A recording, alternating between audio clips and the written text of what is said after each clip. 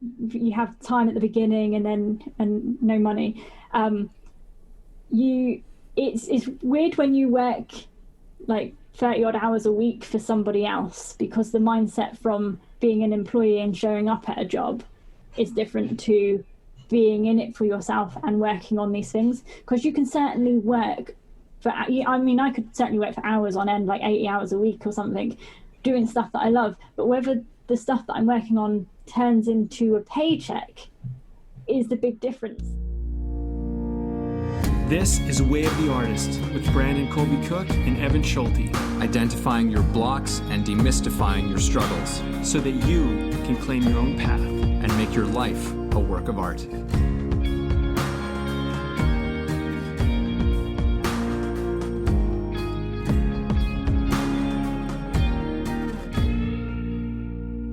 Welcome, everybody, once again to Way of the Artist podcast.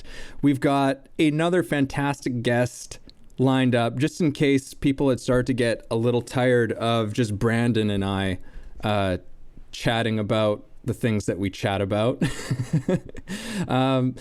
So today we've got a fantastic guest joining us from across the pond right now. So we've got the good old time zone difference happening right now, but that's the miracle of technology sometimes.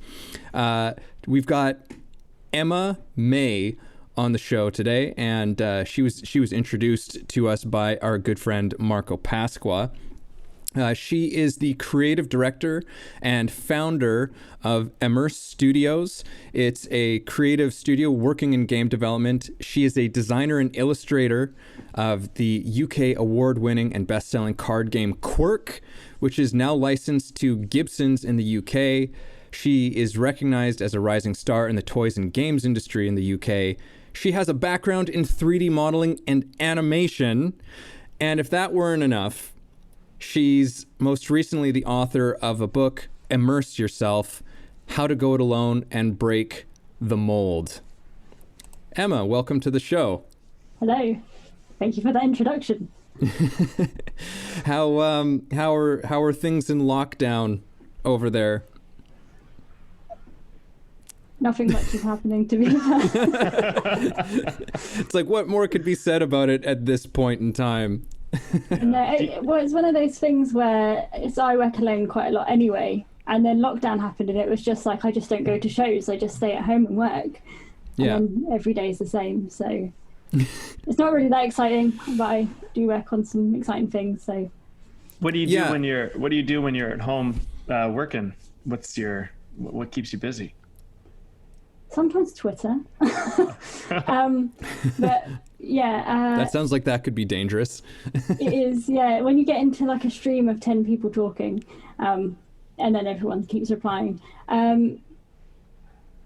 This is a hard one because I work on projects, so it depends on what project I'm working on at the time. So this year I brought out 3 projects, one with Gibson's, which was Quirk, and one was a children's book. And then obviously I've just worked on Immerse Yourself, the book. So those sort of projects, when I'm like heavily into a project, I'll be really focused on whatever that project is and working on sort of the production side of it most of the time, and then working on the really boring side of getting that published and finding the market for it, and then doing all like the ads and the technical side of things, which is not the fun part.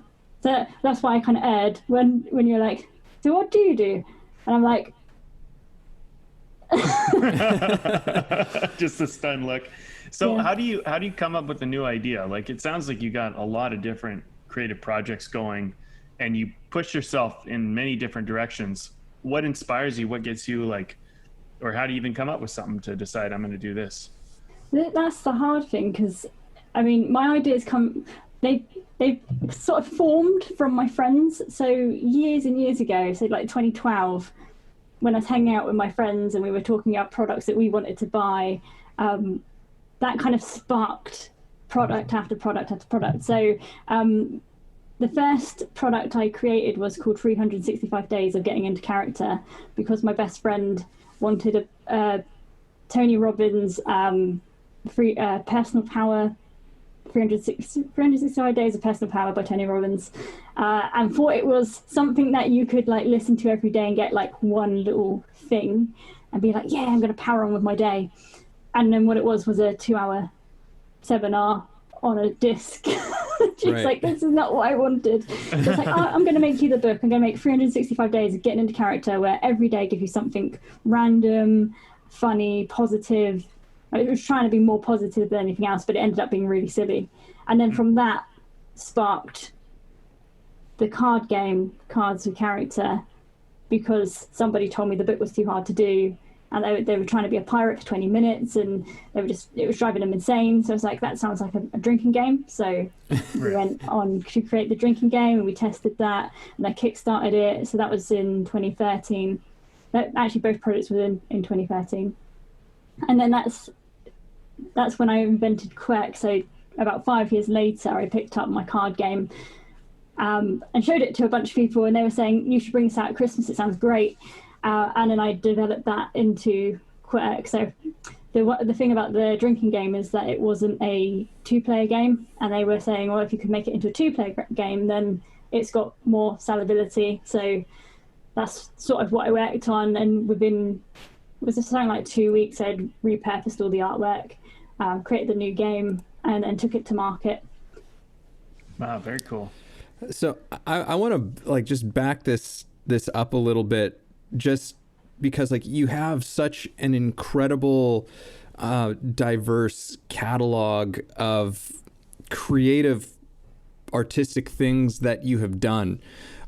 Where was your initial focus sort of as a creative and as an artist? You know, like where were you always sort of doing all sorts of things, or was there a focus that you had at one point? Like, and when did that begin to diverge? It sounds like I work on a lot of things, and I do, and that's really hard for me to say what my company actually is, which is why I say it's a creative studio, but at the moment we're working on games design. Yeah, I was really interested in drawing, and I've been drawing since, I mean, everyone's been drawing since they were young, but I took it seriously at the age of 5. And when I took it seriously when I was 5 years old, I started getting recognised for my drawing ability in school, and I was doing competitions, I was winning competitions, and my work was in the paper. So like from a very young age, I was getting that recognition, and my talent just grew and grew in that area. But the problem that I had with being an artist is I was told you cannot make a living from it. And the only way you can make a living from it is to do a body of work and then die. And it's like, that's not a career option. So, or at least not one that you were interested in. I want to take, no. Do a body work and die. Yeah, make everyone else rich that knows me, but not me. But yeah. So I was thinking about it a lot when I was in my teens, and we were doing like the career stuff at school. And I was like, what can I do that encapsulates my artwork, but also there's like a wage packet behind it? And that was 3D modeling animation, or animation at the time, because I knew about like clay modeling, and you know, artists using clay to create the 3D models, and I was really interested in that. And I sort of started changing my pathway at that point, where, so like in year 11, which is our last year in school, in art, everyone would do like this massive A1 picture, and they'd all paint it and literally just have copy after copy of this was the art exam. And I decided, like, I could have gotten an A in art because I just was a straight A student in art, and I decided that I was going to do clay modeling because that's the career path I wanted to take, and I got a B instead.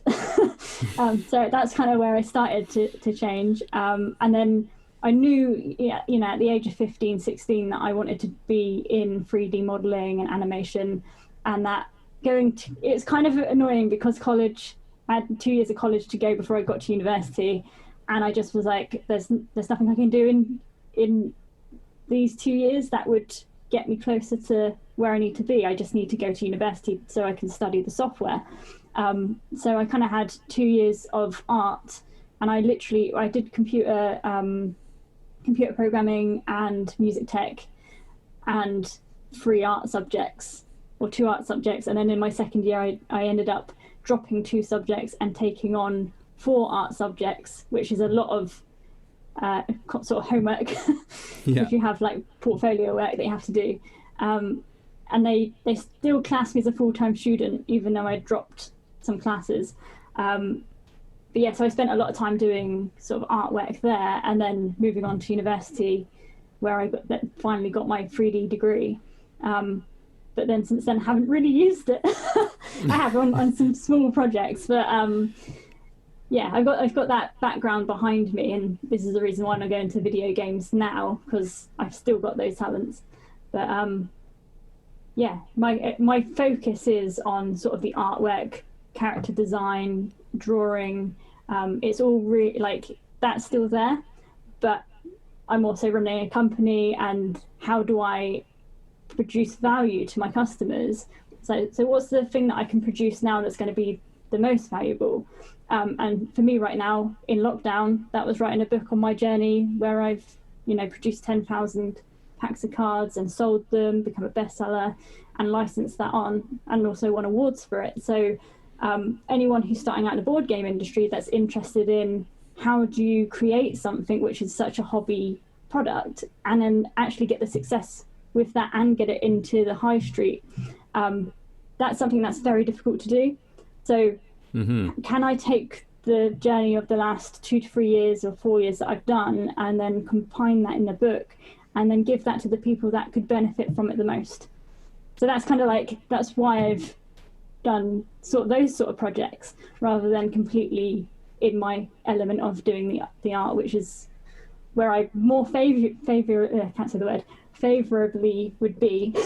Yeah. if I could just work on art all the time. But right. I've worked with so many people. I worked in the tech industry for a bit, and my boss at the time said to me that I couldn't work on cool things, and that if you're always constantly working on sort of the development side of things, you never make any money.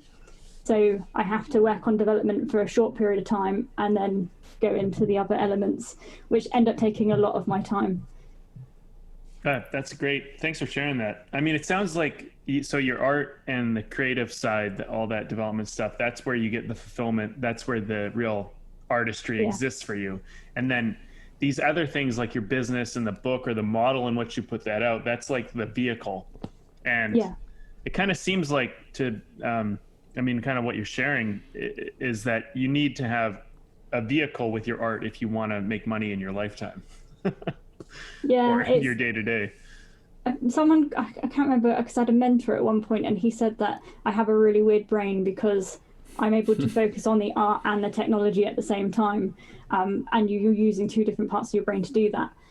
But it's become a necessity of, if I want to create something that is going to make me a living, then I have to work on the bits that I don't really like working on in order for that thing to make me a living. But that side takes a lot longer and a lot more grit before you actually get that recognition.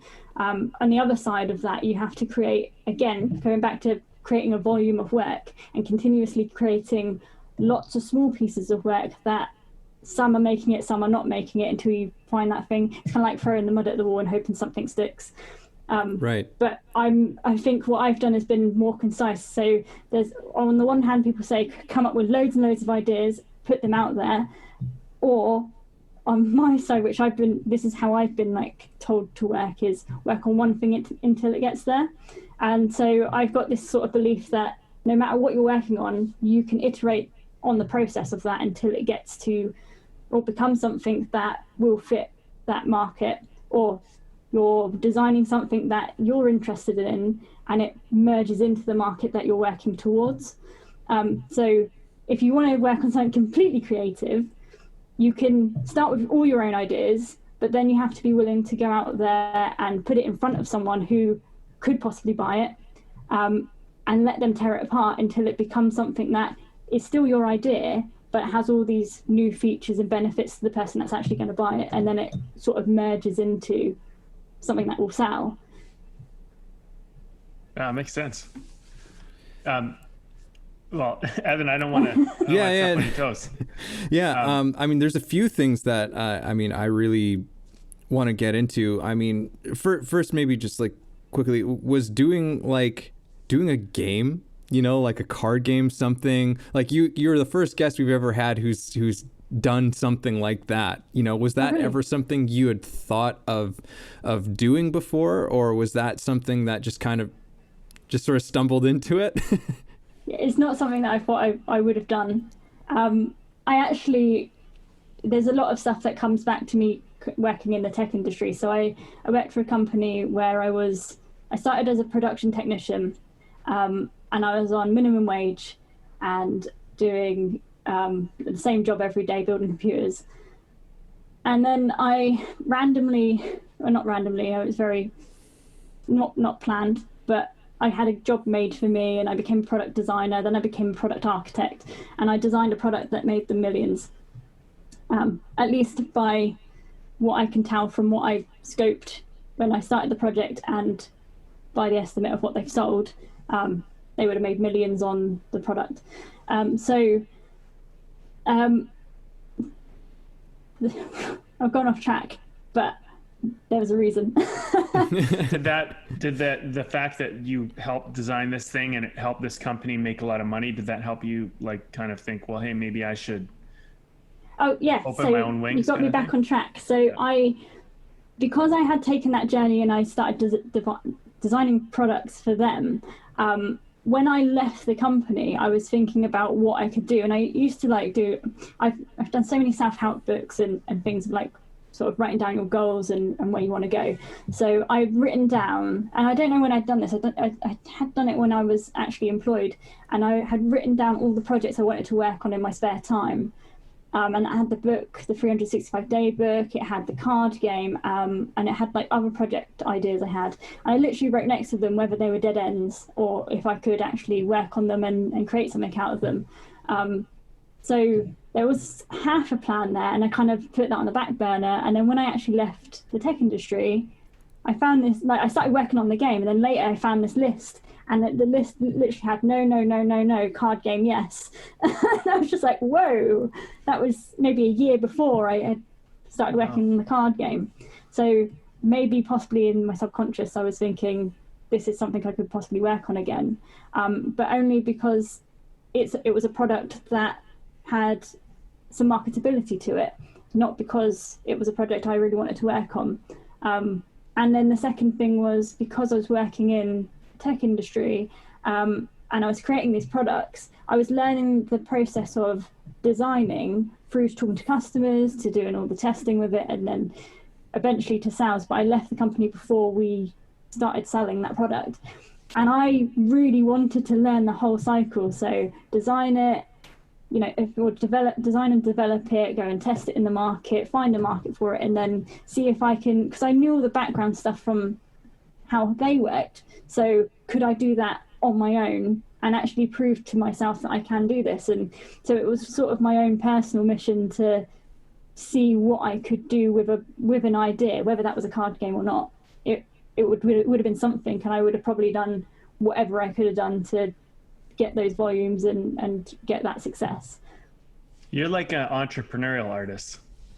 You don't just, this is a big thing. And I talk about this a lot with people I work with and coach, is there's technicians and there's artists, and technicians tend to work for other people to do their tasks. When you were programming computers or figuring out whatever they needed, that's like a technician job. But for you to go off on your own and create your own thing and learn those cycles and learn how to, that takes entrepreneurial skill and mindset and will. What's interesting to me is how did you, and you're obviously very educated, and you went through the school system, which mostly teaches people how to be in industrial positions. How did you break out of that mold? You obviously wrote a book, Take It Out of the Mold. So let's get into it.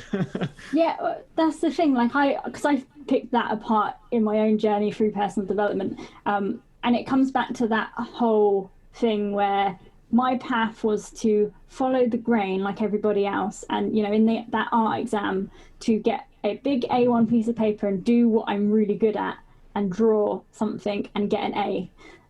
But I didn't see any point in that if I couldn't develop a skill. So I moved into clay work. And it's one thing that really gets me is that throughout my teens I was very, very shy, to the point I wouldn't talk to anybody. And I literally, and I wrote this in my book, that I had to get, if I wanted to talk to someone, I would like sort of nudge my mom and say, could you just ask them something? Because I don't want to ask them, but if you ask them, because I think it's a good idea, but I just want you to ask them. Yeah, at that point in my life, I wasn't outspoken. I kind of kept to myself a lot. And I had like this clay project that I was doing, but then I also, we've got a museum in the UK called the Tate Modern. I don't know if you know it. But one of my art projects was to replicate one of their sort of stages in the Tate Modern. And I had to get some plywood and go to the I can't remember what the department's called, but go to the wood shop department or whatever it's called, and get that teacher to cut up the bits that I needed and screw it all together. And it was like, that was a big task for me, to ask someone to do a job for another project I was working on at that age in school, and also asking a teacher to do that as well. And then everybody was silent in the art exam, and I'm just there stood over stuff going and it's supposed to be dead silent, and I'm just, and I'm like, don't look at me, just just want to work on this project. But yeah, I started getting into really like tactile sort of projects at that point. And I think just doing that sort of pushed me away from it. But I've also got this thing about belonging and not feeling like I belong anywhere. And maybe that was something to do with school and the popular kids, and I wasn't popular at all, and I got bullied a lot. So I never ever felt like I fitted in anywhere. And my whole thing is like, I don't know, I get this feeling in my chest and in my stomach that when I'm surrounded by people going in the same direction, I want to get out. I want to go in a different direction. And it's hard at the moment because there's a couple of projects that I've worked on, or I'm not just a game designer, as you can tell from the stuff that I've worked on, but I work on projects that, you know, I flow towards them, or I'm not sticking to just being a board game designer or a card game designer, which is what everybody sort of expected from me, is to go, right, I've made one card game, now I'm going to make this, and then I'm going to make this, I'm going to make this, and it's all going to be in board games. But I'm really interested in a lot of things, and I know the direction I want to take myself in. And now I'm being a bit more quiet about what my next moves are, because I'm starting to notice that if I say I'm going to do X, then someone else says, oh, I'm going to do X as well. And it's like, you know, there's ideas out there that people can have, and I'm all for people building ideas and going in on their own path. But when I'm suddenly doing something and it's taking off, or it's getting a lot of popularity around it, and then someone else is starting to say, oh, maybe I should do that as well because Emma's doing it, I find it like a little bit disingenuous, because I'd rather that person go, this is what I want to do and what I'm great at, and go ahead and do that and be popular doing what they're doing, not look at what I'm doing and then go, well, it seems to work for Emma, because then I feel like I need to run away. Yeah. Because that's a huge feeling. Like, I don't know why I get it, but I just, you know, if I see someone going that way, I want to go this way. And it's just something I want to do. So I guess, hope that answers your question.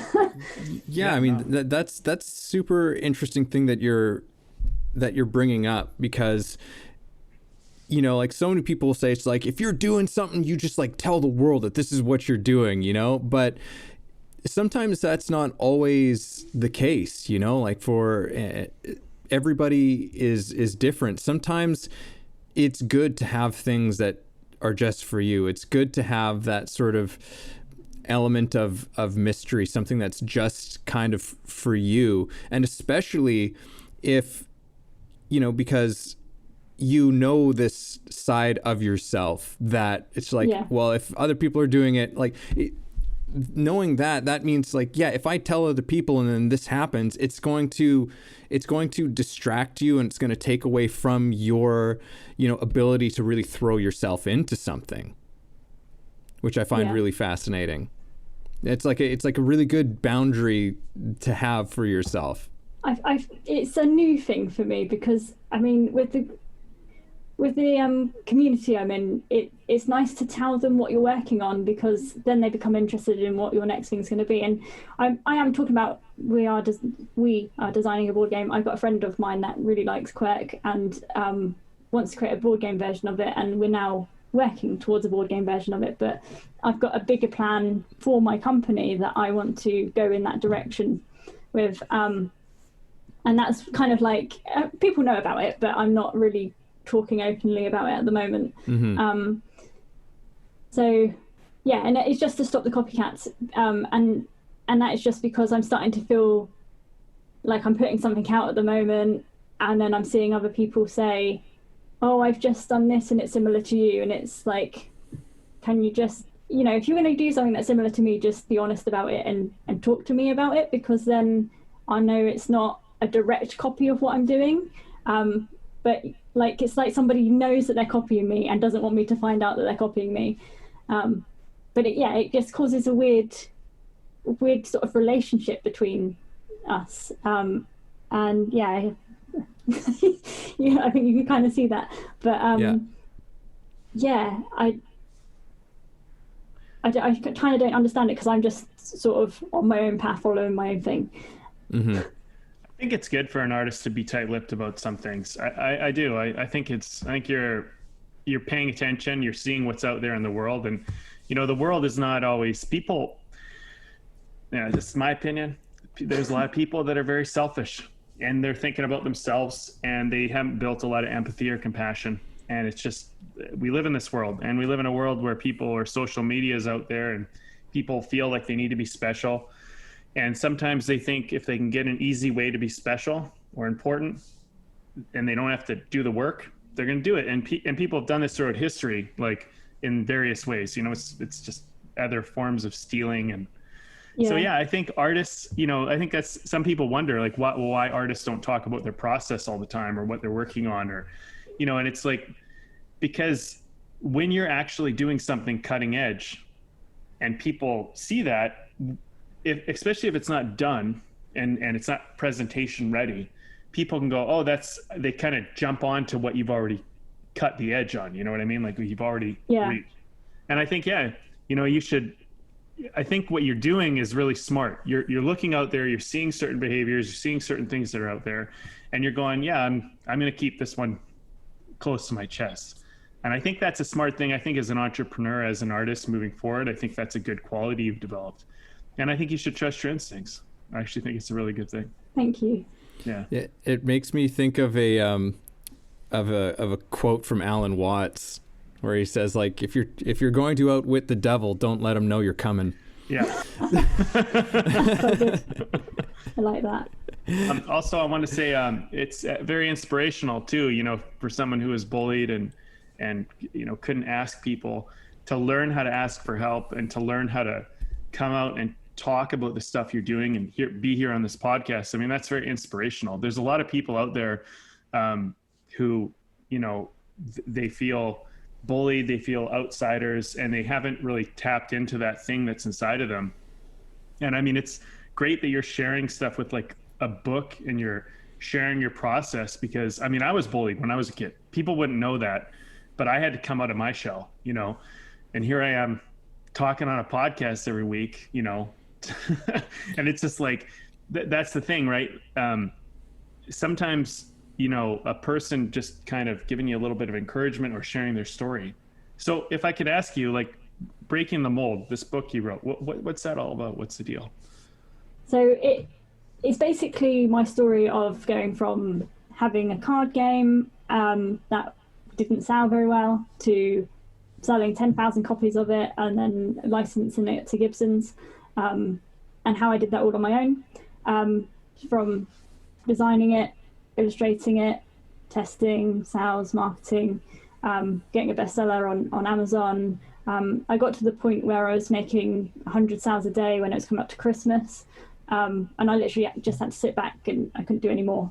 You know, as a one-man band, I couldn't pack 100 games a day knowing another 100 would come the next day.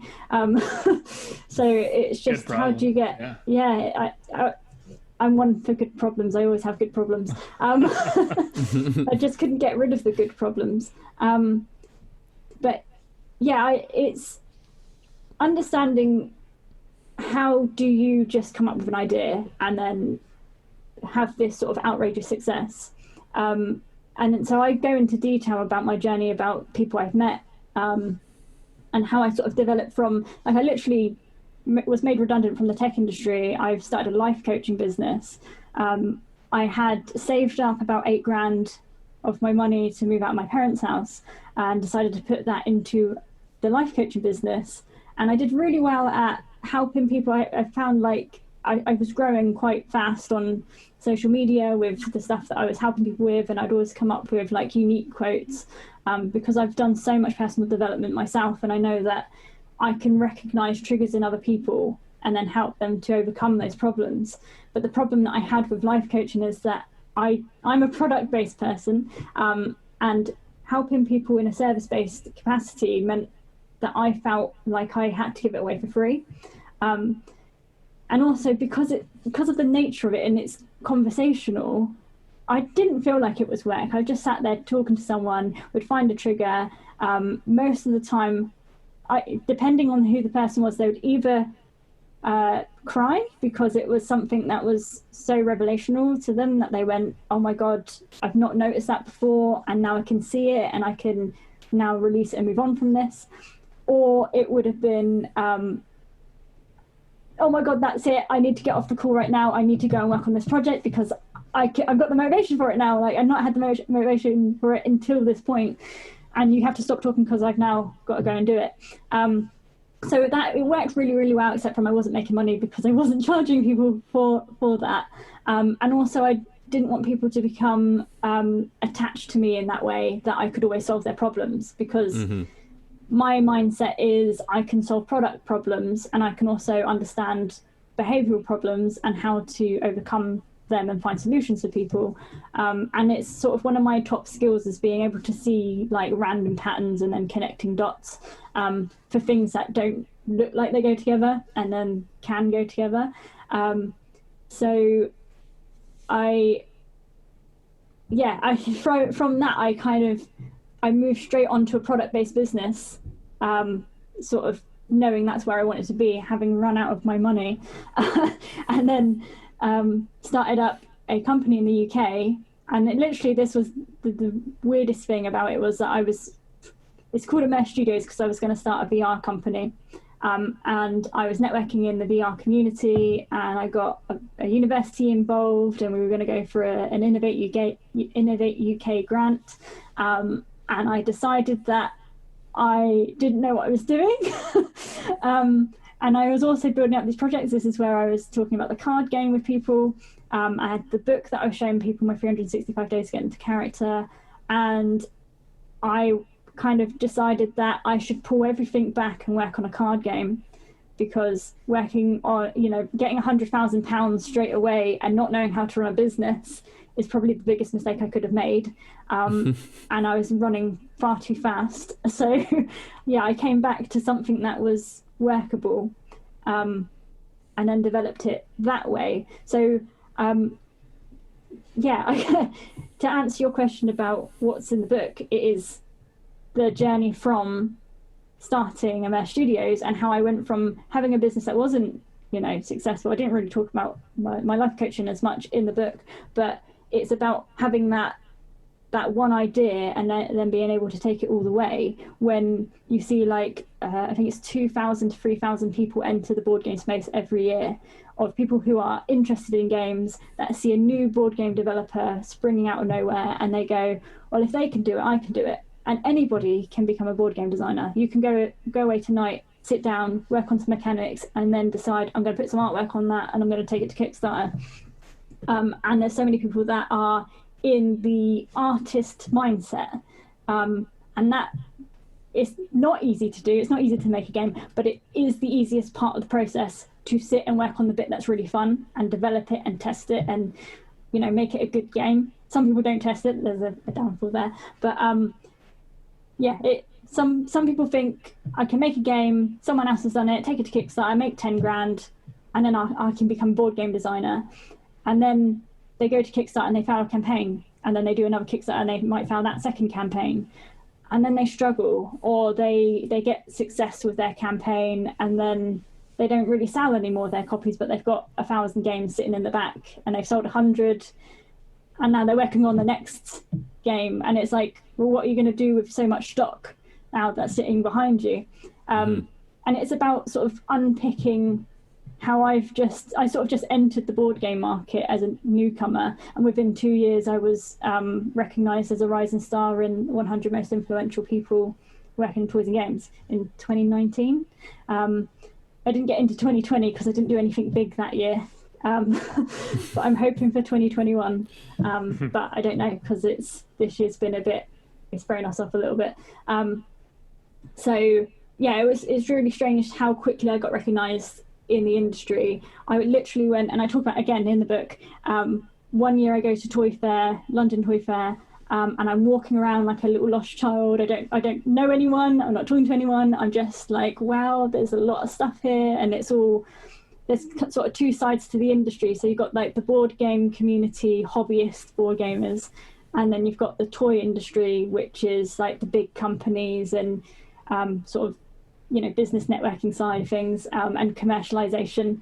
And I had made sort of a name for myself in the board game industry, hobbyist side, and then I slowly started to make a name for myself. So slowly, it was in a year, I made a name for myself in the toy industry. And literally this first year, 2018, I was walking around, nobody knew who I was. I had this little white card game, and then a year later, I go to that same fair and I can't walk around without people running at me, or like someone, like I go to one of the trade stands and I see someone talking to somebody else and they can't get away, but they've seen me and they're like sort of dancing a little bit like, I need to go see Emma. And as soon as they can, they're running at me and they're telling me that they've got collections of my games, and I'm just not expecting any of this, because the year before I'd walked around and not known anyone, and then the second year I've gone there and I'm just being surrounded by people and having all of these meetings, and I was walking around with magazines that I was in. I got into about 12 magazines in the toy industry, and I was being asked to do opinion pieces, and I was on podcasts, and it just 2019 was a bit insane. Like the beginning of the year was insane. So yeah, how do you go from like not being anybody, developing your card game or product, whatever it is, to within the space of a year or 2 years having like ultimate recognition? And you know, we'd have like if I showed you pictures of my stands when I did the UK Games Expo, the first year I had a white rolling banner with the word Quirk on it. I had a sales table and one play table. And then the second year, I had a 2x4 stand with massive walls and massive posters on them with all my characters behind. We had 3 play tables. And then the second year, we did the same thing, but I had a slightly bigger stand, so we had more space to walk around. And we would be packed. Like the first year, I had 30 sales, and then the second year, I only had 60 sales in the second year, but the difference was in the amount of people that packed our stands. So the first year it was like I'd be stood there and people would just walk past, and then maybe I'd get someone play. And then the second year we would just be swamped for 3 days, not being able to get a break. And then if I walked anywhere around the hall, someone would call my name and I'd be like looking around and like try and see everyone. And then the third year again, we were completely packed out for 3 days of show. And I literally had like mums coming up to me going, we were waiting outside in the queue outside like the whole of the thing. And my son was asking where the Quirk stand was, but because my company name's Emmerse Studios, in the booklet I'm down as Emmerse Studios, so they don't recognize it. And they go, oh, Quirk's not there. And luckily enough, I put ads in their magazines. So it says where Quirk is. And they're like, oh, but we saw the ad. And when we saw the ad, we were so happy. And they literally come running into our stand. And we've met so many people, like the kids that sit down and play the game they become automatic fans. And again, in the book, when I was pitching my game to Gibson's, I had this little girl. So this little girl she came to our stand on the first day with her dad. She had a broken arm. and she did the most amazing impression of a vampire. I haven't actually told you how to play Quirk, but you have to act out characters and then try and win them from other players. And as a vampire, I brought out a Halloween version of it. And she used her broken arm to go, wah, ha, ha, ha. And it was just so sassy and clever and amazing. And she literally came back every single day of the show that she was there. And then the very last day, I was talking to the product manager at Gibson's and, telling them about my game, about licensing it to them. And I was like, yeah, kids love this game. And all of a sudden, this girl runs onto my stand and she's like, I love Quirk so much and I've had such a great weekend and I'm going home now, but I wanted to hug you goodbye. So she hugs me, then hugs my friend who was helping me, and then she runs off, and I'm like, back to my meeting, like, yeah, so kids love this game. Well, nothing sells better than that. Yeah. So yeah, that's kind of like the craze of what's happened. And I've talked a lot at you for that sort of story, but that's what's in the book. Like, how do you go from nothing to like almost like a celebrity in that sort of, I don't know, sphere of things. And my friends and my family say it's really weird because they're surrounded with me all the time. Like, I'm at home, I'm just on a computer, or I'm, making food or whatever, or playing with a dog, and I'm a normal person. But you come with me to a show and I'm a completely different person, and people, want my autograph and stuff. So it's like, how do you, like, it's just a weird thing of like, I'm only famous in some capacities, like being at a show in the board game industry, compared to being at home or going to a networking event. Like, no one really cares who I am. Yeah, it's we why can't I remember his name right now? Just a wonderful author who we've had on the show a few times. Owen Laukkanen. Yeah.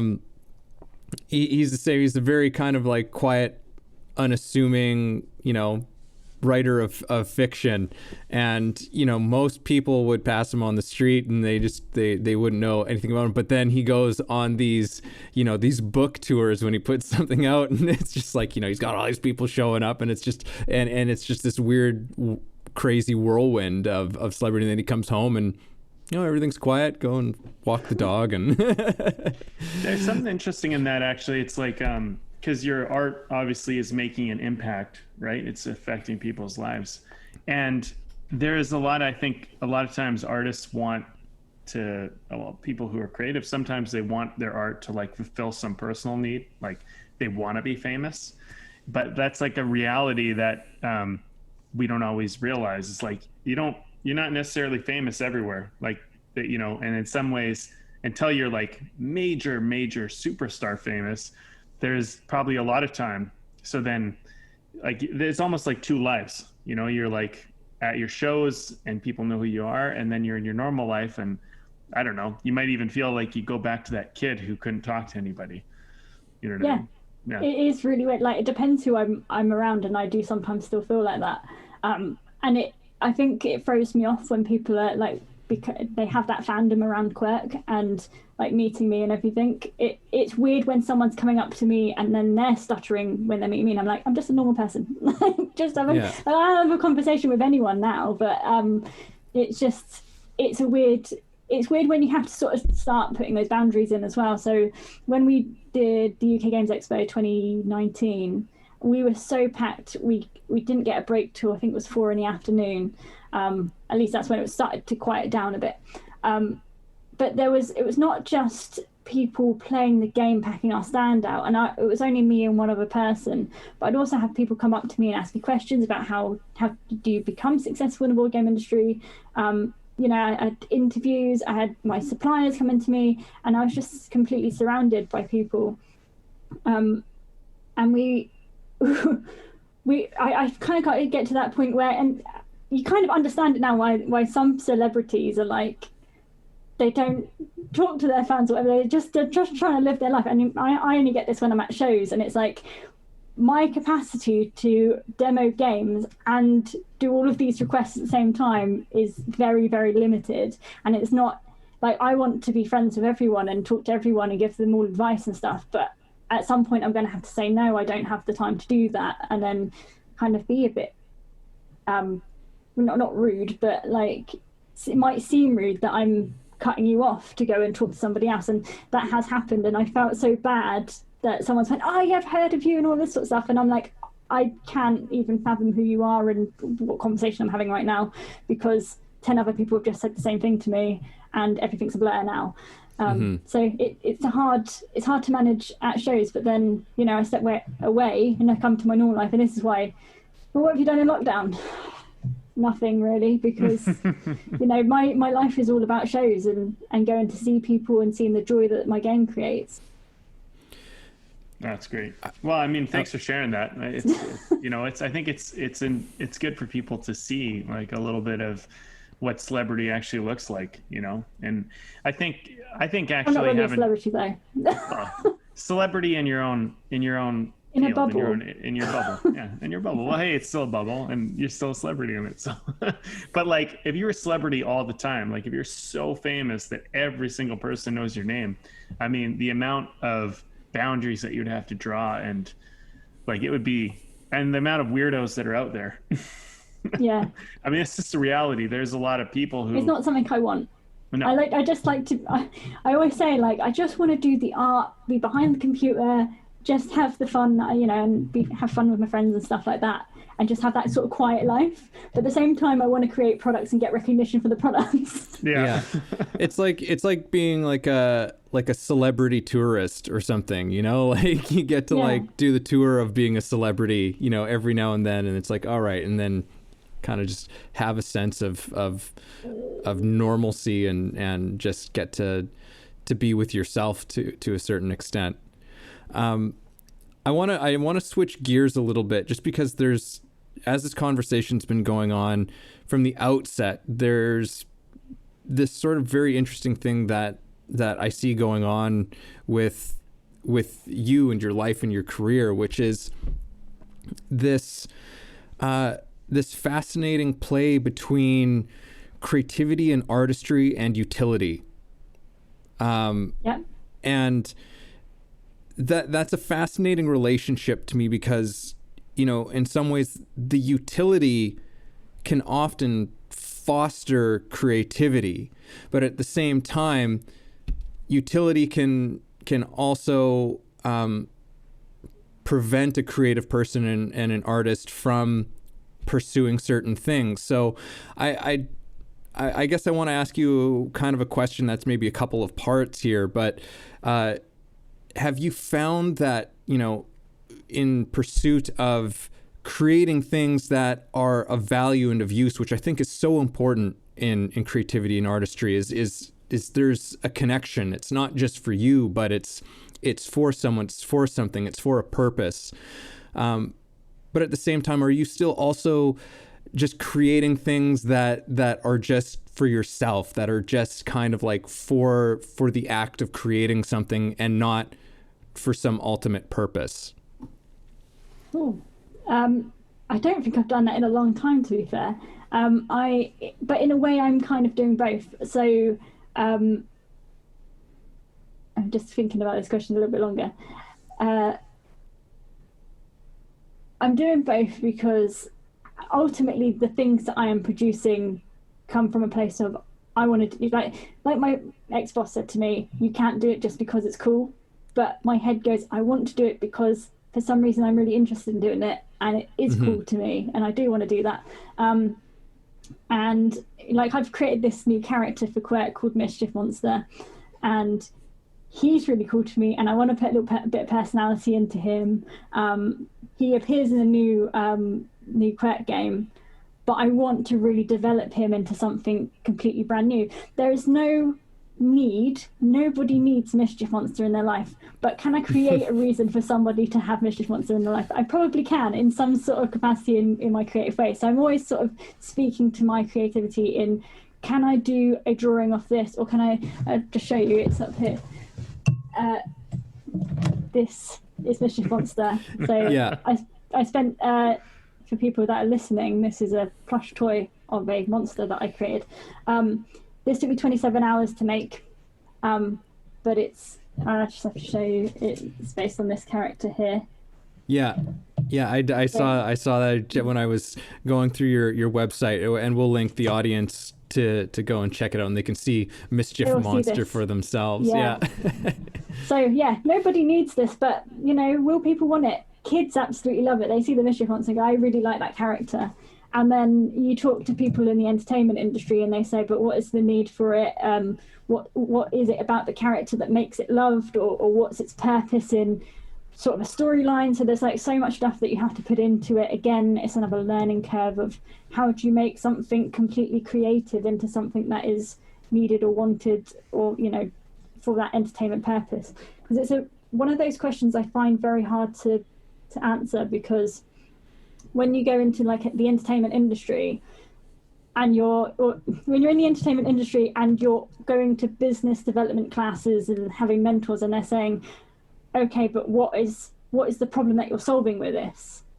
And I go, I don't know, it's just fun, isn't it? This is fun. But that's what entertainment is. Entertainment is to alleviate boredom. So you have to be able to create something for a market and then say that this is going to be for this range of ages, and then it's going to fulfill the need of entertaining a child when the parent has got something else to do, but it's going to be a safe play toy for the child. So I guess that's one way of getting around that question. But yeah, it's both. Yeah I guess, I mean, you could have an interest in something, and then you could find like, what does this solve? Because if you're having an interest in it, then it's probably solving something for you, and then arguably that might be solving something for someone else. I mean, you know, there's a lot of movies or TV shows that are like that, where it's like someone created something because that group of people never had a voice, and then they created a show like The Office, you know, or something like that. And it's like that gave people in that world a life. And there's a lot of people that work in offices, and there's a lot of people that don't, but then they connect it to that world. And, you know, what's the point and what's it serve? I think sometimes that can take us away from our art, because sometimes I think there's just, I don't know if you experience it this way, but like a calling or a sense inside of us, like, I need to go down this road. I need to see what this is. And then, you know, someone like, you know, someone invents clerks, you know, and talks about their childhood and how they grew up. You know what I mean? It's just like these things can sometimes exist not because we understand them, but because they're coming from us, and we need to just venture into that. I mean, it sounds like there's a little bit of that happening for you. As much as you're product minded and thinking about how to serve an industry, it seems like a lot of your creativity still comes from, well, I want the Mischief Monster. Definitely it does. And that I find that very difficult, because there's a section of my book where I talk about separating yourself from the idea. Because I mean, a lot of the stuff I talk about in the book is stuff that I've gone through. So sometimes I don't know if I sound condescending or, you know, saying, don't do it this way, do it this way. But it's just because I've experienced it. And I'm kind of like going, you know, with the idea of you're not your idea, is that you can get so intertwined with something that you're creating that as soon as you get any sort of negative feedback about it, you sort of crumble, because you can't differentiate yourself and your idea, and what is constructive criticism and what is a personal attack. And some, you know, at some point someone might just be being nasty to you just because they can, or they might be giving you some really good feedback, and you're not being able to see that because you're taking it as a personal attack. So or they might be, so I don't mean to cut you off, they might be giving you bullshit feedback. Yes. It's not good, and you're still taking it personally, and it's not good feedback, and you should shrug it off, but you're shrugging it off for the wrong reason.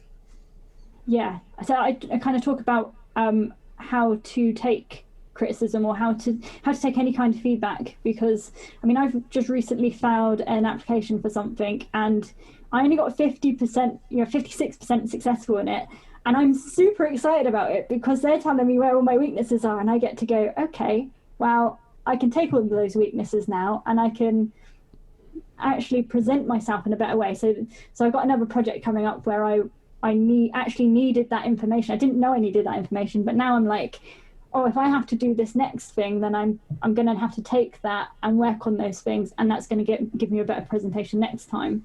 And it's like, and all of that stuff, like you say, it's part of me. What I'm trying to do is solve a problem in something that I've been through, and then do that within the medium that I love, which is creating games.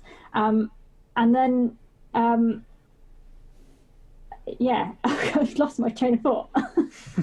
No, that's fine. I usually do that at least once in a recording. Yeah, I do it so much.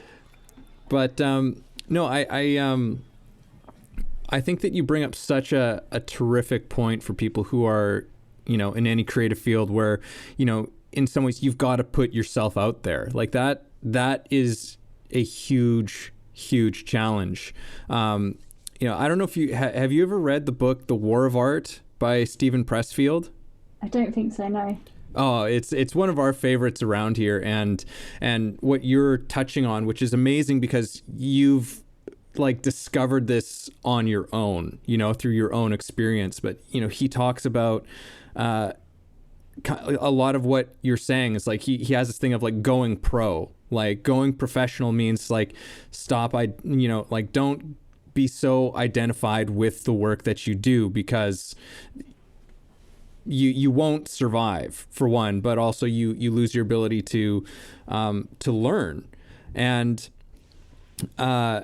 there's another sort of facet to this that now is escaping my mind. So there we go. It gets contagious. But no, it's he kind of looks at it in the sense of, because in his own process, he likes to think of working with muses, that the muses show up. So, if something that he does isn't very good or isn't very well received or is criticized, he's just like, well, that's fine, because, I'm not solely responsible for what happened. That was the muses who showed up for me that day. So, he doesn't really think about it too much. Yeah. Yeah. It's kind of like that quote too. I mean, if you live by their applause, you die by their criticism, or something that's basically a sentiment. But it's I think all this stuff, it's important not to take it too personally. And yeah, I think there are people out there that, I think jealousy and envy and stuff is a real thing. And we don't always talk about that on the show, but it is a real thing. And I think anytime that you start to succeed, and especially when you start getting what other people want, but they can't get, you're going to find more of that happen. And I think that's one of the things that you have to navigate. But I think it's important, if you go back to yourself when you were bullied, like I was bullied, right? What I started to realize was these bullies weren't talking about me as much as I thought they were. And once I started realizing that, I stopped fearing people's criticisms of me. I stopped fearing what they said about me or how they treated me. And a lot of the time in my mind, and sometimes directly with people, I would just think, well, what's going on for you that you would say that you would do that, and I think that's an important thing to run through your cycle. Figure out your source, who's giving you the criticism, is this a valid source that's giving you the criticism? Are they somebody you respect and appreciate and comes from good integrity? Or are they somebody who's just, they just think they know everything, and I think we all have to kind of make our decision about that. And I think that's an important part for actually getting your work out there, which you've obviously done. I think there's something you said in there that there's a really important factor of it, which is when you say that other people see your success and they may become jealous of it, there's actually this illusion of success of, other people wanting what you have. And that comes from, people look at me in the board game industry and probably say, I want what Emma's done, which, you can go and do that and go and have it. But there's other people who I've met who have a different type of success that I have. And I'm I would, if I had what you had, I'd be so happy with it. But if they had what I had, they'd be so happy with it. So it's neither of us are satisfied with the level of success that we've reached, and we're still seeking or searching for that sort of key moment that's going to give us that satisfaction. And to be honest, it's not out there. There's no level of success that you can grab that. You're just seeing what is out there and then determining that what you've got is not good enough. So I think that it's good to unveil that and say, I think Jim Carrey actually said that if everyone could be rich and famous, then no one would want to be. Yeah. Somewhere someone's dreaming of a life that looks a lot like yours. We are hitting that 1 hour mark, which of course is that doesn't necessarily stop us, but just to do a quick little check-in. Brandon and I are having a drink. Got some water. And you got some water. You're doing the healthy thing. But Brandon, quickly, do you want to? So mine is this is from Daggerad, and it's called a Brune Unfiltered, Belgian Abbey style double brewed with mission figs, and it's here's the bottle for anyone who's on video. It's good. It's tasty. It's super dark and it's super flavorful. I like it, but it's a slow drinker. That's all I got to say. It's one of those beers where you just you kind of sip at it, and I feel like you can enjoy this beer for like probably a couple hours of just enjoying it. It's one of those, but it's nice. It's just you're gonna have one, and then you're probably gonna move on. But it was good while you were there. Excellent.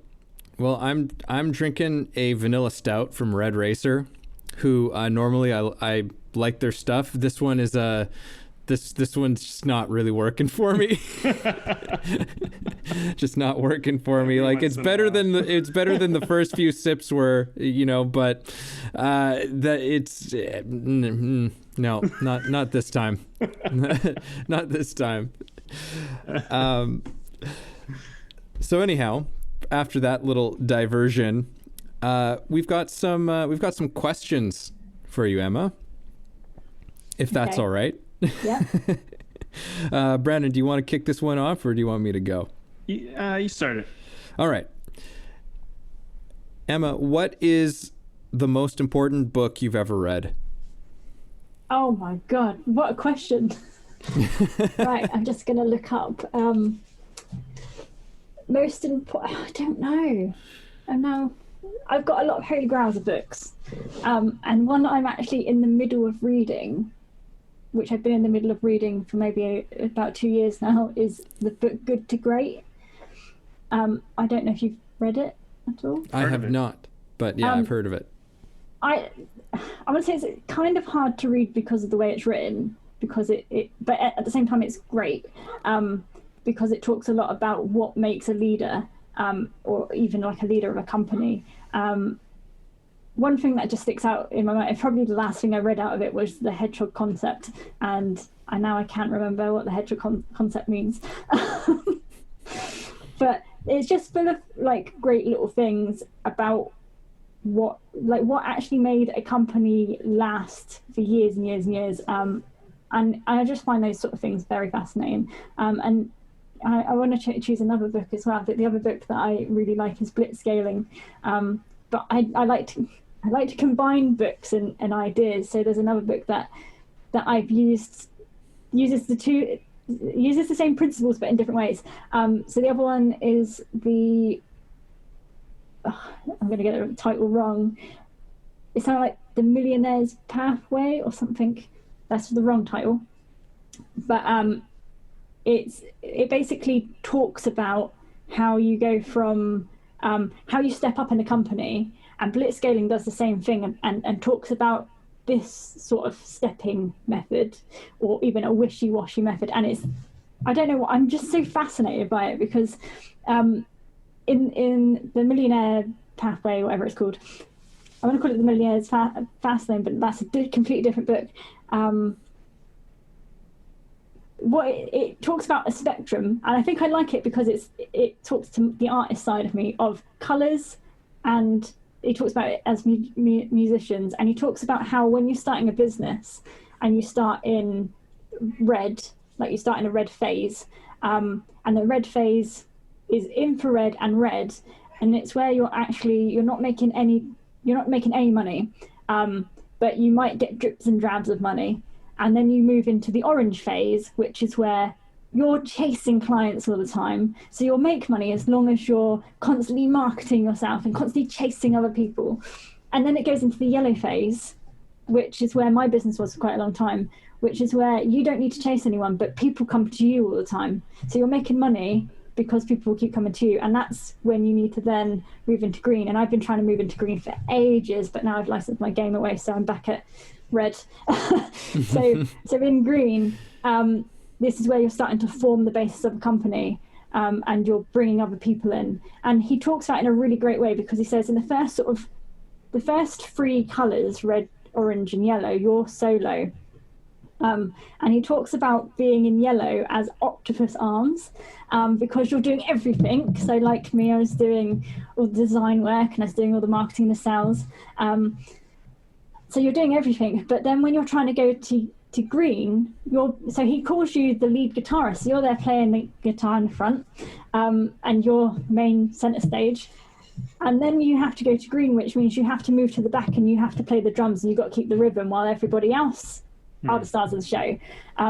And that's a completely different mindset shift. And that's why I did this little ladder thing, the step thing, all very wishy-washy, because both of these books talk about that concept of you starting off in a position where you're like, I have to hustle and I have to do it all of this way. And I think that happens up to orange, and then yellow, where people are coming to you. And again, I talk about this concept in my book as well, because I find it so fascinating. But when you're in yellow, you can't be hustling all the time because you're inundated with people. So you have to set a new way of working. And again, when you go to green, you have to switch again. You have to switch your mindset again, so that you're not, you're setting your boundaries again, but you're moving back and taking a completely different role again. And there was, I don't know if it was in Blitzscaling, that talked about the guy from Airbnb who, they had the massive success with their company. And the guy that was running it was still running it like he had just started it. And he was doing loads of different jobs around the office. And they were saying to him, you're the CEO, you have to not do those jobs anymore and let everybody else do those jobs. And your job role must change. So his mindset had to change in order for them to continue to have that success. Otherwise, it would have just sort of petered out. So I find that concept absolutely fascinating. So I gave you 3 books instead of 1. That's totally fine. That's great though, because that I had some business teachers, and they said you're something to that effect, where it was like, at first, your business, you're gonna have no money, but you're gonna have time. He's like, and once you reach the place where you have money but you have no time, that's when you need to start hiring people to do stuff for you. And I thought, oh yeah, that's a nice, just sort of a simple way of seeing oh, okay, that's a nice gauge of when you need to move to that next step. So I'm glad you went into why you like those books too. I think a big part of entrepreneurship and, actually achieving your dreams is letting go of control too. Because when you're trying to micromanage too much, I mean, that's just, you're going to doom yourself, because you got to let go. You got to start trusting people to do their jobs and fulfill whatever they're supposed to do. And it's definitely hard. It's definitely hard if you've still got that mindset of you're attached to your idea. And you're trying to put it out there, and then other people are working or trying to get other people to work on it. I would say that I struggle with this concept inside my own company. So if I bring anyone into my own company, I'm still yet to learn those leadership skills in developing my company into a company full of people, where I'm very comfortable working on my own. And again, it might be that sort of boundary issue or the sort of belonging issue that is throwing me off of bringing loads of people in. But on the outside of that, I can work with contractors in a fantastic way. So when my business was doing really well and bringing in lots of money, again, time poor but money rich, I was I was able to hire in people, and it was fantastic because I'd hire in somebody that knew how to do that part of the work. And then my role became very important, or very clear and concise, because they would say, Emma, I need X, Y, and Z from you. And I go, okay. And then, 2 hours later, send that over to them. And I had a clear understanding of what I needed to do. And all I needed to do is let them know what I wanted from my company. And then they would do it and then ask me for the bits that I could help them with.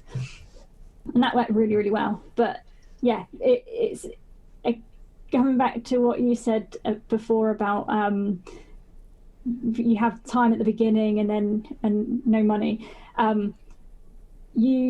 It's weird when you work like 30 odd hours a week for somebody else, because the mindset from being an employee and showing up at a job is different to being in it for yourself and working on these things. Because you can certainly work I could certainly work for hours on end, like 80 hours a week or something, doing stuff that I love. But whether the stuff that I'm working on turns into a paycheck is the big difference to, when I had a job, I had to do a job, but more or less if I showed up for a whole month, I'd get paid.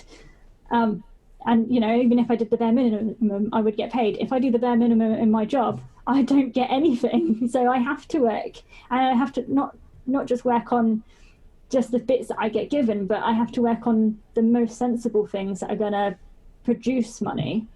And then it's like sort of getting your mindset into what are those things and how do I best spend my time, and reorganizing your entire life to fit that new model. Yeah, there are only a few metrics that really matter when you run a business, and the others are just nice. Yeah. It's like really there's usually three main metrics, and after that everything else is really just nice. And another thing I wanted to point out was someone said to me, they said 80% is good enough when you're hiring people, because like no one's ever going to care about your business the way you care about it, and they're going to make mistakes, and you just kind of make allowance for that. You just kind of plan for it instead of being a micromanager. Instead, like you could do it 100% for sure, and you'll do it 100% every time. But you're going to hire someone and they're going to be tired. Things are going to happen, but their 80% stopped you from having to do it. Yeah. And that's worth it. And, I think that the thing is like, as a leader though, you kind of keep your standards as high as you can, because the leader always has to have the highest standards. Don't lower to their standards and be like, it's not fair, they only have to perform at this level and I gotta perform at that. That's a huge mistake that people make too, right? But I love how you brought this in. I think this is great, because sometimes people are like, I read this book, it was great. Then we move on. So that was nice. Okay, I got another question for you. Okay. What film made the greatest impact on you? Oh, again, I want to say I don't really have any favorites for movies, even though movies are what inspired me.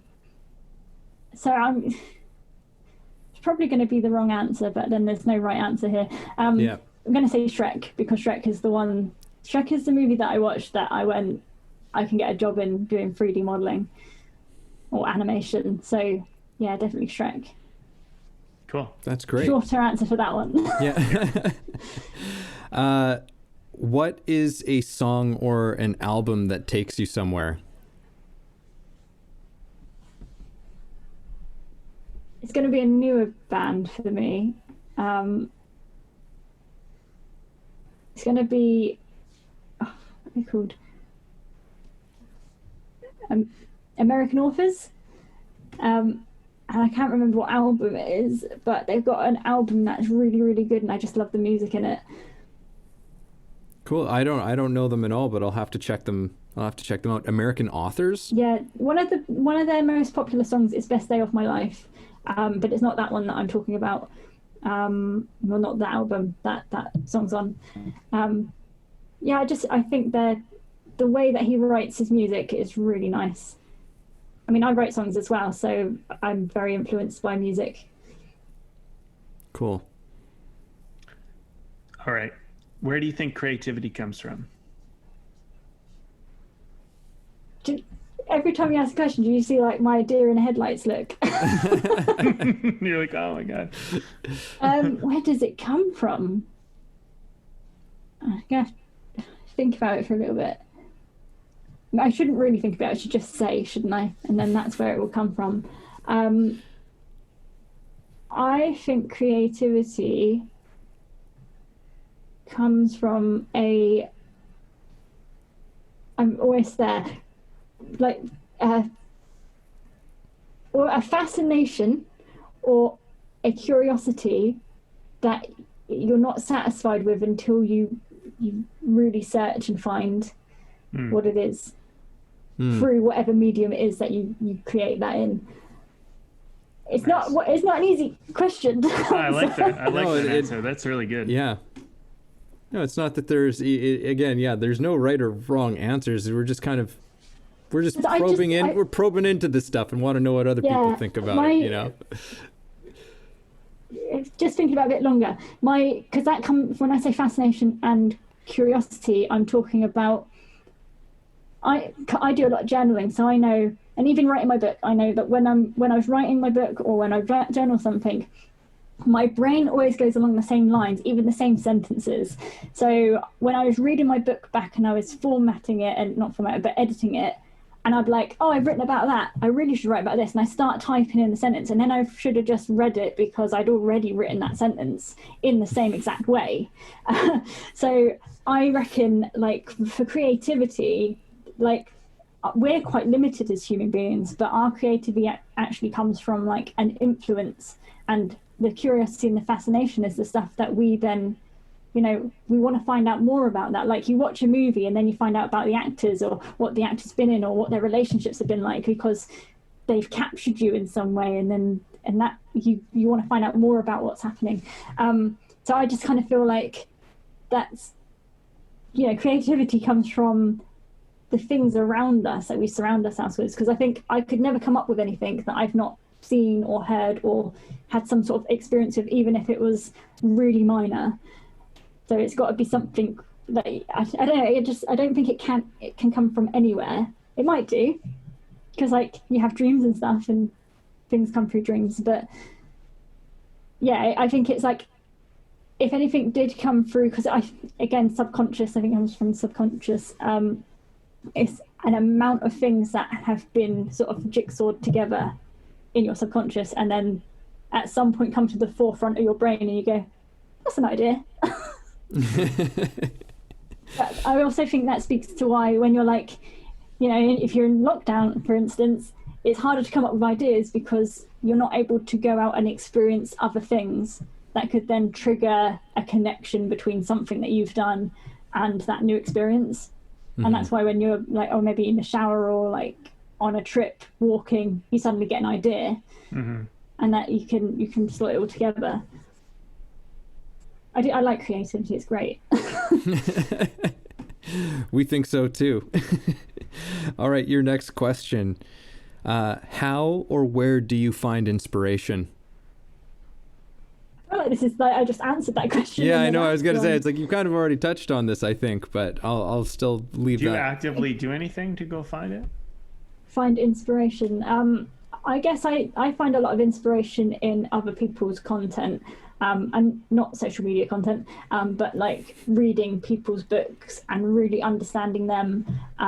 I've become fascinated with people who are doing things like I've got the creativity book by Pixar, and I think it's absolutely like the inspiration I get from that book.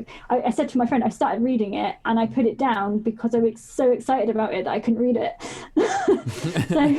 But one of the things in that book was, it was fascinating when you talk earlier about how do you come up with an idea that's so creative, and you know it's your artwork, but you're trying to put it out there, and the utility of it and things like that.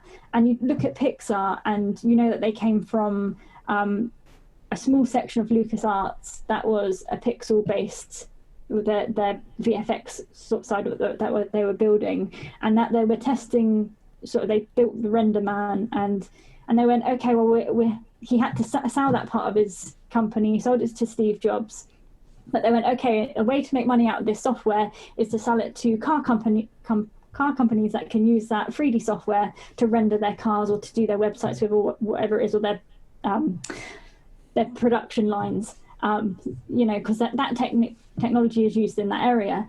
But they failed massively. They failed massively at what should be a solution with the product they were creating. But what they really wanted to do was tell amazing stories using this software, and that's what they developed.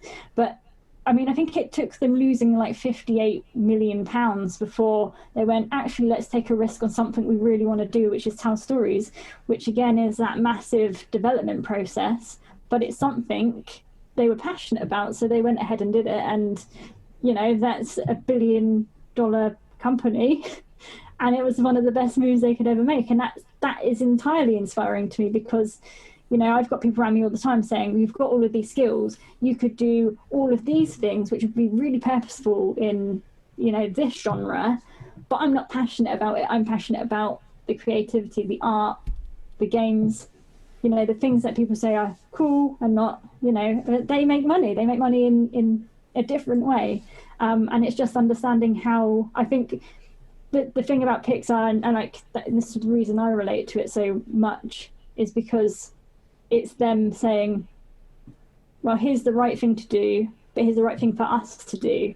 And I think it's being able to tap into how you feel as a person and where you think your direction is going, and staying true to that, no matter what anyone else says to you and what's around you that is contradicting you. I find that really difficult to do, because I have people who are, no one in my family is an entrepreneur.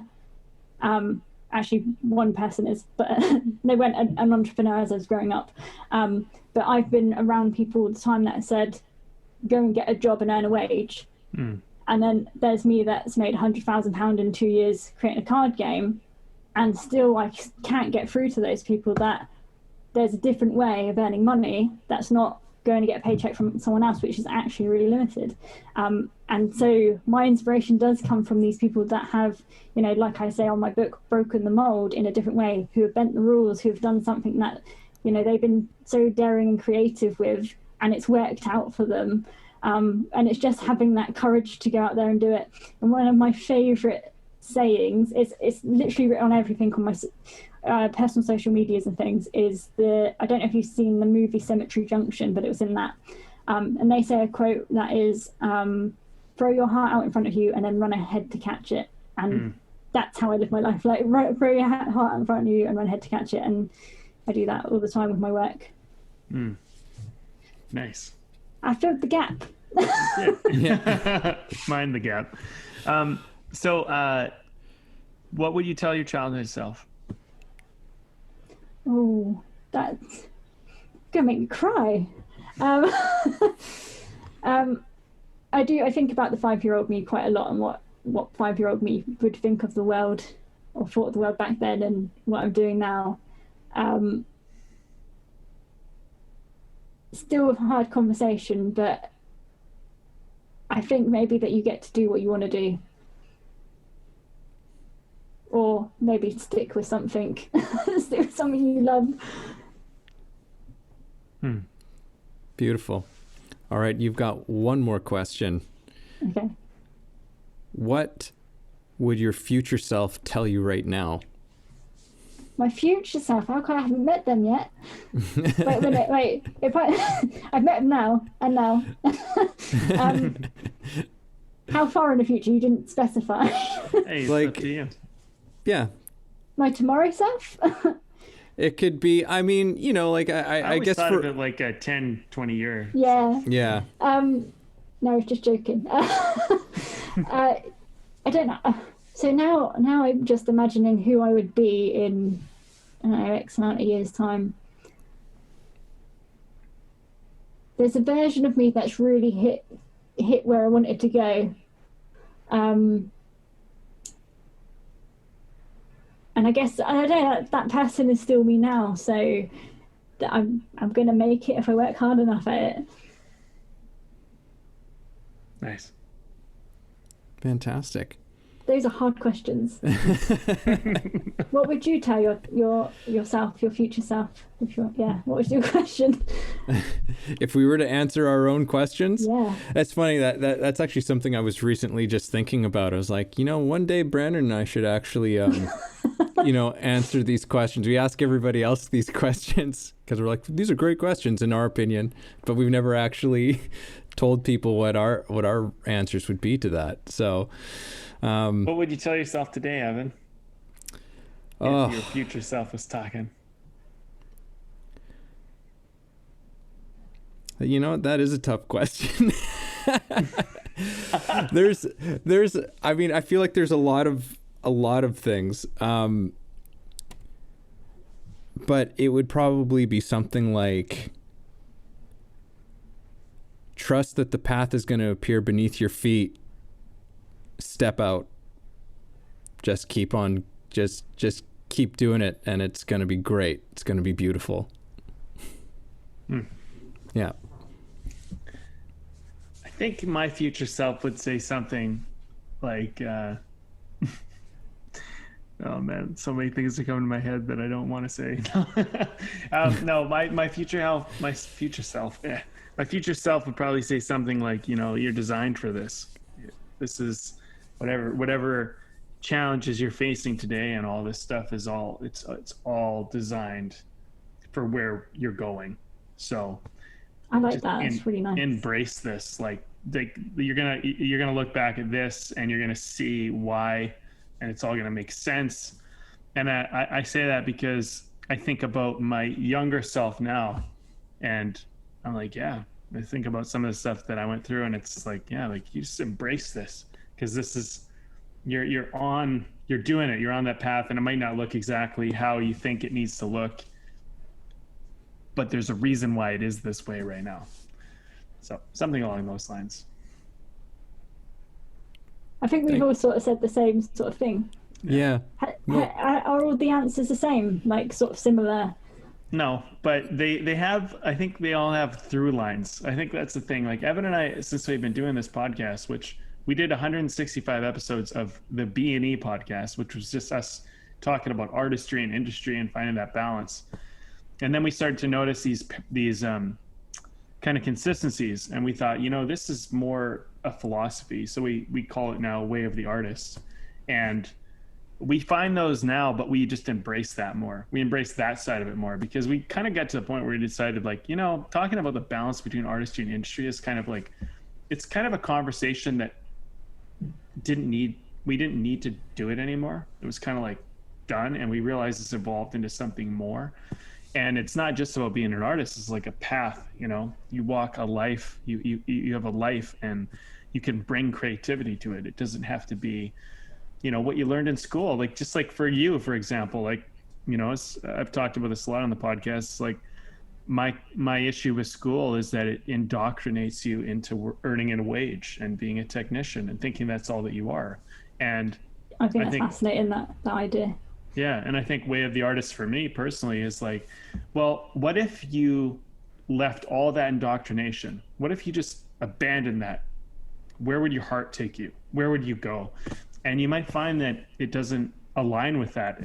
And as much as I think that education is awesome, and I think it's necessary, and I think it serves us, I think at a certain point you have to get off that ship and have your own boat, and sail the seas, so to speak. In my analogy metaphor, Evan. Yeah. That I love. Yeah. So Emma, do you have, before we close things off, do you have kind of any final comments or thoughts or things that you feel you really kind of want everybody to hear? Well, I've spoken a lot, to be fair. Well, yep. Can I plug? Yeah. Of course, yeah, absolutely. Yeah, so the only thing I've obviously got out right now is my book, Emmerse Yourself, which I think we've covered quite a lot of the content from that, to be fair. And, it really goes into... I at the end of this book, I talk a lot about business and techniques and how to like sort of plan stuff and how to work alone and really like get rid of that fluff that is taking away your time from the things that really are really important and move you forward. And you know, the people that have read my book so far have said that the end of the book is, you know, full of the practical advice, but there's the sort of beginning of it is all about that sort of emotional journey and making those decisions from an emotional point. And me saying, you know, I've given you conversations that I've had with people throughout developing a business, from not knowing where to start to, you know, having sold 10,000 games on my own, to getting a licensing deal, and what I had to go through mentally. Sorry, my dog's barking. What I had to go through mentally and emotionally when I made those decisions. And what I kind of picked out from it is it's really hard to take advice from certain mentors, because whilst they have a position of maybe mentoring you, so I've been on like courses and things where you get given a mentor, and these mentors are people that work for an organization. It's very hard for them to give you those emotional lessons or points, because they can say you need to, you know, and they look at the analytics of it all and go, you need to do this, and this. But what you can't do is do all of those things, because otherwise business would be really easy. What you have to do is go, right, I need to go and do this, but I've got fears of X, Y, and Z, and I now need to overcome them in order to get over that anxiety and actually do that thing. That is so easy for somebody else. So whilst I don't want to call it fluff, but it can come across as fluff because it's talking about an emotional side of things. But when you're in it, you need someone that's also been in it to say, I'm trying to do this thing, but for some reason I can't seem to do it. And then it's kind of my life coach inside coming out and saying, how do you overcome that block? Can I ask you a question? Yeah. How do you talk about how you overcame those blocks in this book? Trying to think of the content now. Yes, in a way. I'm sometimes like, I don't want to be so personal with the stuff that I'm going through, and because, you know, you don't need to hear all of that stuff, but I do talk about, you know, some of these things that we think about ourselves, like, am I good enough? Like, I was always told that my ideas were not worth listening to, and if I was telling a story, somebody would stop me and they would go, you can't tell a story, I can tell it better. And then I learned that my ideas weren't good, I wasn't good enough, and I can't tell stories. And that really blocked me for ages. To, you know, I go up on stage now and talk to 100 people in an audience and give a presentation, and I've got to overcome those feelings of, but I'm told my ideas aren't any good and I'm no good, and I can't tell a story. So how is anyone in this audience going to be engaged by me?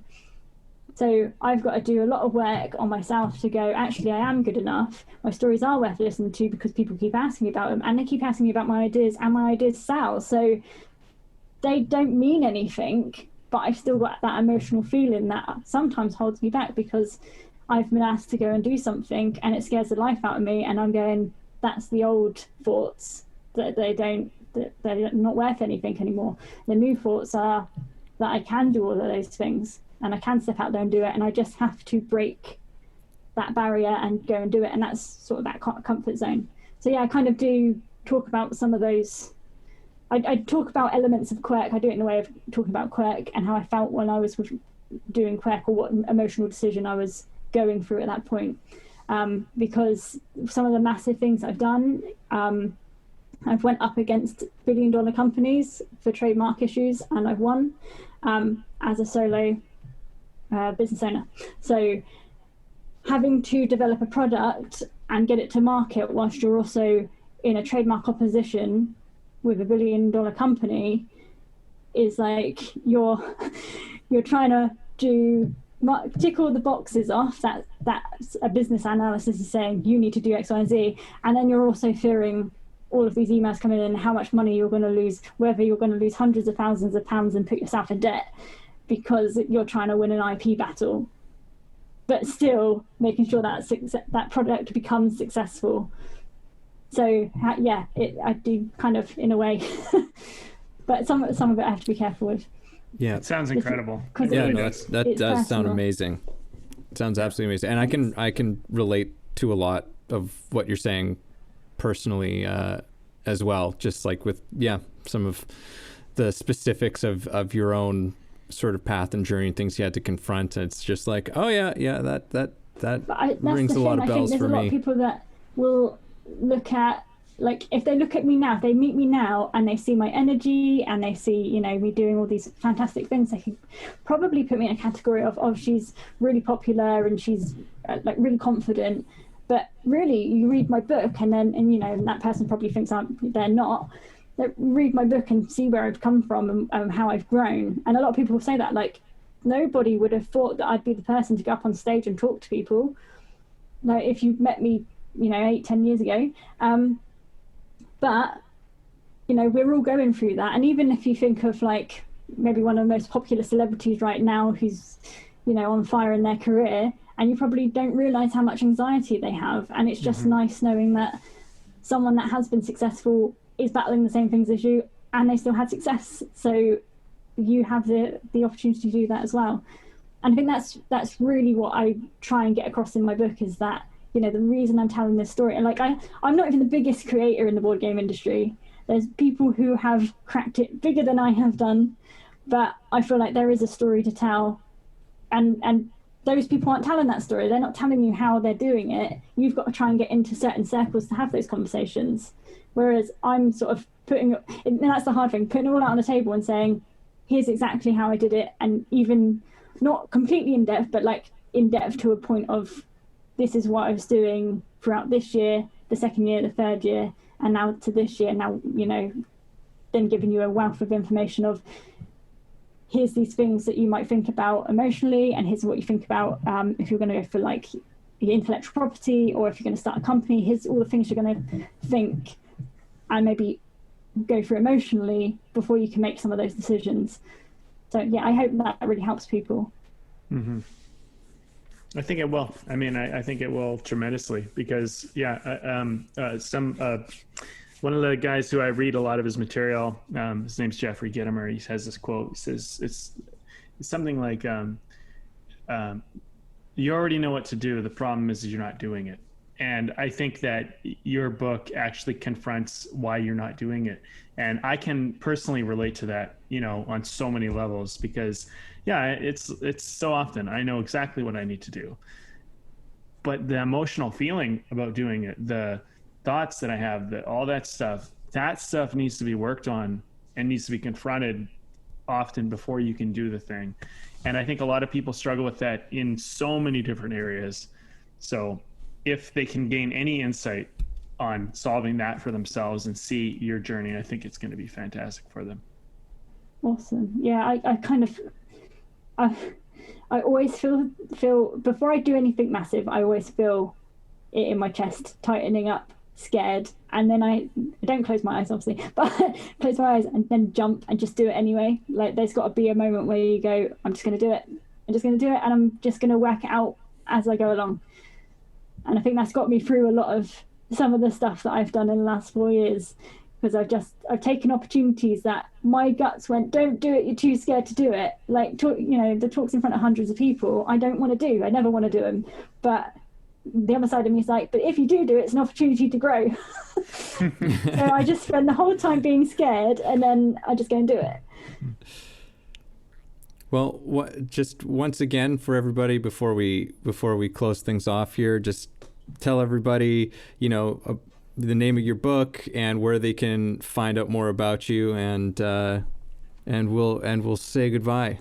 Brilliant. So my book's called Immerse Yourself: How to Go It Alone and Break the Mold, and you can find it on Amazon on as many regions as Amazon has, because it's available everywhere. And you can find my website at www.emmersestudios.com. That's EMMERSE Studios. And you find me on Twitter at Emmerse Studios as well, if you want to come chat to me there.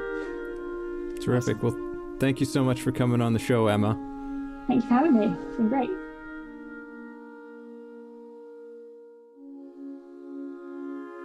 Thanks for listening to the show.